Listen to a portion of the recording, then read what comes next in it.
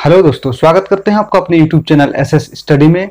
तो दोस्तों, भूगोल का काफी इंपॉर्टेंट टॉपिक लेकर के आज हम हाजिर हैं और आज हम चर्चा करने वाले हैं विश्व के अंदर जितने भी महत्वपूर्ण गर्त है यानी महासागर का वह हिस्सा जो सबसे गहरा है, उस पर हम चर्चा करेंगे। जैसे मरियाना ट्रेंच की गहराई कितनी है और वह किस सागर में स्थित है, इस पर हम चर्चा करेंगे।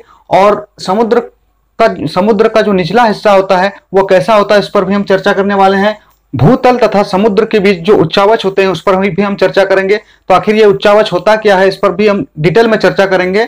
उच्चावच किसे कहा जाता है, समुद्री तल किसे कहा जाता है, निमग्न तट किसे कहा जाता है, नीतल किसे कहा जाता है, इस पर हम चर्चा करने वाले। द्वीप किसे कहा जाता है, समुद्री कटक किसे कहा जाता है, आप देख सकते हैं समुद्री कटक किसे कहा जाता है। इसे हम ग्राफिक के माध्यम से आपको बताने का प्रयत्न कर रहे हैं। तो चैनल पर अगर पहली बार आए दोस्तों, चैनल को सब्सक्राइब करें, घंटे वाले बेल आइकन को प्रेस करें ऐसे ही यूजफुल वीडियो पाने के लिए। और कमेंट सेक्शन में जाके ये कमेंट जरूर करें कि आप ये वीडियो कहां से देख रहे हैं, ताकि मुझे भी पता चले कि मेरा वीडियो कहां तक पहुंचा है और कौन कौन देख रहा है।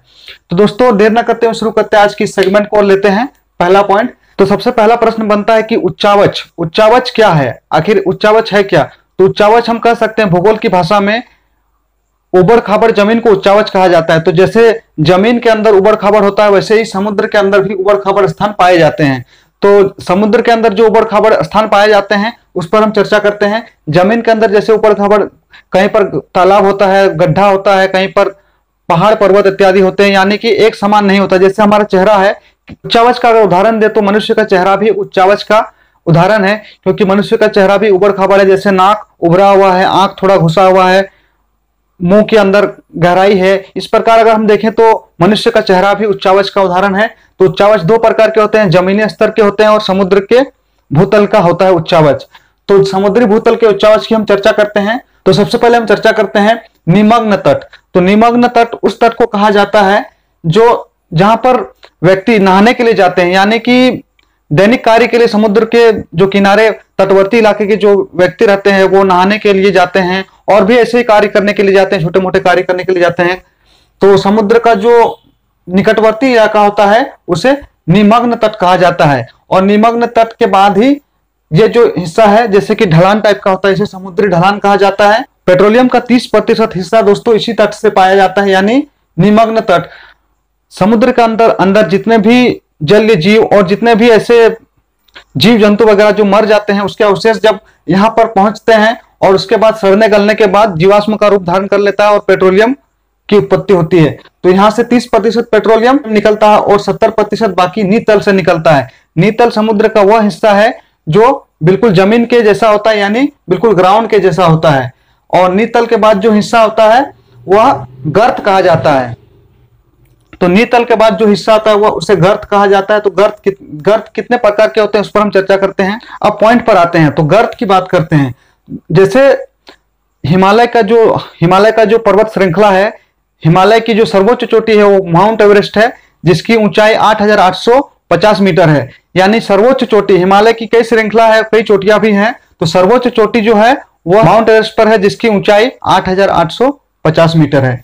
और इसी प्रकार जो समुद्र का जो उच्चावच होता है, जो समुद्र का सबसे निचला हिस्सा होता है, जो सबसे गहरा हिस्सा है, वह प्रशांत महासागर के अंतर्गत मरियाना गर्त है। और मरियाना गर्त यानी मरियाना गर्त को हम हिमालय कह सकते हैं, और हिमालय की जो सर्वोच्च चोटी है उसे हम माउंट एवरेस्ट कह सकते हैं। यानी ये पूरा हिमालय हो गया, यानी मरियाना गर्त हो गया। ये पूरे हिस्से को मरियाना गर्त कहा गया। जो सबसे गहरा स्थान है उसे चैलेंजर गर्त कहा गया। इसे याद कर ले, ये काफी इंपॉर्टेंट है। मरियाना गर्त यहां से यहां तक हुआ और चैलेंजर गर्त ये वाला हिस्सा हुआ, यानी सबसे जो गहरा स्थान है वह चैलेंजर गर्त है। इसकी गहराई की बात करें तो 11,022 मीटर है। 11,022 मीटर है, आप अंदाजा लगा सकते हैं 11 किलोमीटर गहरा है यहां से यहां तक। और अगर माउंट एवरेस्ट की बात करें तो 8,850 मीटर है। यानी अगर माउंट एवरेस्ट को उठा करके यहां अगर डाल दे तो ये पूरा डूब जाएगा और पानी के अंदर 2 किलोमीटर लगभग रहेगा, यानी 2,000 मीटर बाकी रहेगा। आप इसी से अंदाजा लगा सकते हैं समुद्र की गहराई कितनी है, यानी मरियाना ट्रेंच की गहराई कितनी है, चैलेंजर गर्त की गहराई कितनी है। अब आगे बढ़ते हैं। समुद्र पर जहाज भी चलते हैं। समुद्र पर जो जहाज चलते हैं उसका भी निश्चित मार्ग होता है। निश्चित मार्ग क्यों होता है? क्योंकि समुद्र के अंतर्गत कई द्वीप आते हैं। द्वीप को तो हम देख लेते हैं आंखों से, उस हिसाब से जहाज को साइड करके पार किया जाता है। लेकिन द्वीप के अंदर कुछ ऐसे भी द्वीप होते हैं जो समुद्र के बिल्कुल सतह से थोड़े नीचे होते हैं, जिसे दिखाई नहीं देता, जिससे दुर्घटना होने की संभावना बनती है, उसे समुद्री कटक कहा जाता है। समुद्री कटक पे टकराने से कई बार दुर्घटना होने की संभावना होती है और कई दुर्घटना हो भी चुकी है। तो इस प्रकार के जो द्वीप होते हैं, द्वीप कहा जाता है जो समुद्र का जो उभरा हुआ हिस्सा होता है, यानी समुद्र के अंतर्गत जो पहाड़ होते हैं उसका जो सर्वोच्च चोटी होता है, जो पानी से डूबा हुआ नहीं होता है, उसे द्वीप कहा जाता है। जैसे अंडमान निकोबार द्वीप समूह, कई द्वीपों का समूह है अंडमान निकोबार में, इस प्रकार के कई पहाड़ है। और समुद्री कटक की बात करें तो कटक वह हिस्सा है, समुद्री कटक जो पानी में पूरी तरह से डूबा हुआ है लेकिन पहाड़ टाइप का है, पानी से थोड़ा नीचे है। तो समुद्री तल किसे कहा जाता है? समुद्री तल कहा जाता है इसे।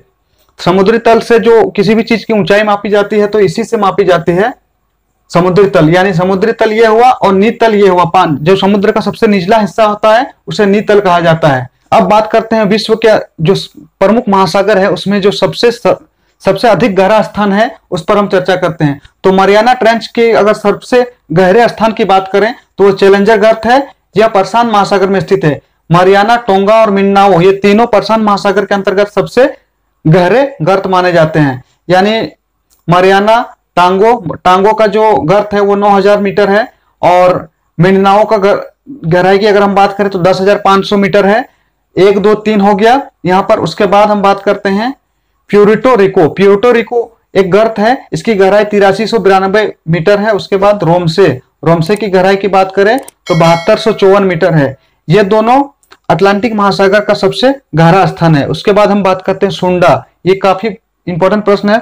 सुंडा जो गर्त है वो कहाँ स्थित है? ये कई बार रेलवे और एसएससी की परीक्षा में पूछा जा चुका है और आगे भी पूछे जाने की संभावना बनती है। सुंडा गर्त की बात करें तो 8152 मीटर इसकी गहराई है, यह हिंद महासागर में अवस्थित है।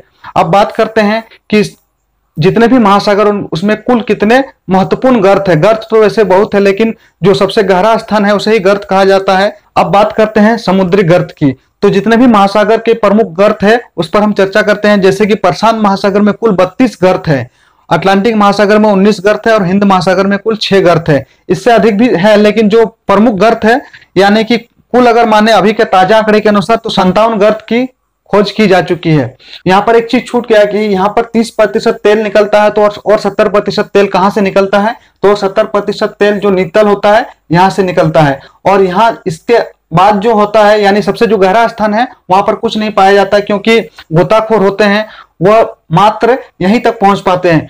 और विश्व की एकमात्र ऐसी महिला जो कि मरियाना गर्त की गहराई को छूने वाली पहली महिला बनी है, ये काफी इंपॉर्टेंट है। तो कैथी सुलिवान है। कैथी सुलिवान यूएसए की एक महिला है जो कि सबसे गहरा स्थान यानी चैलेंजर गर्त तक पहुंचने वाली विश्व की पहली महिला बनी है। इसे आप याद कर ले, ये काफी बड़ी उपलब्धि है दोस्तों। कैथी सुलेमान विश्व की पहली महिला है, इसे आप याद कर ले, ये काफी इंपॉर्टेंट है।